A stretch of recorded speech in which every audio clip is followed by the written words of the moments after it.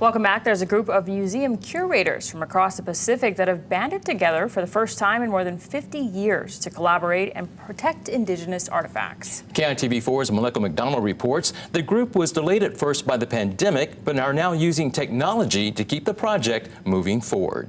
Yeah, so this totally is not what we initially had planned. So Noelle Kahanu talks about the pressure the pandemic has put on a massive plan to bring together a cohort, a group of Pacific Island museums to collect and display indigenous artifacts and art. So our project is called Weaving a Network of Care. Kahanu says Pacific Island museums face unique challenges compared to museums in the continental United States.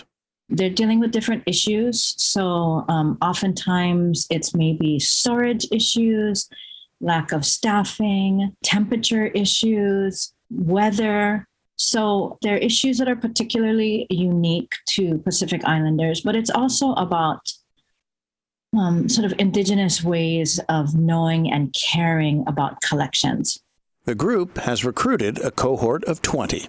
Folks from Hawaii, Guam, American Samoa, Palau, Guahan, Saipan, Kiribati, Fiji, Papua New Guinea, and Aotearoa. The plan was to meet in person, but pandemic restrictions have limited the group's interactions. So our Zoom calls are across 7 different time zones.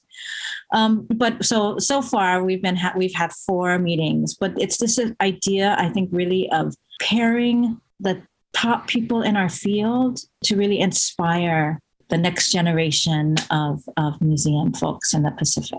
If all goes well, they'll get together this summer. And they'll be here in July of 2022. It will culminate in an exhibition installed in the gallery at the East West Center. Moving forward, the effort to preserve and display Pacific Island history leans heavily on the health and protection of the people living today.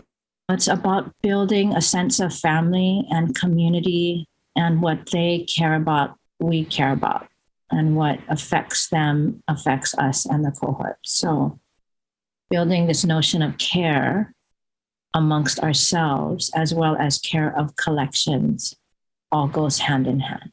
Melissa McDonald, KITV4 Island News.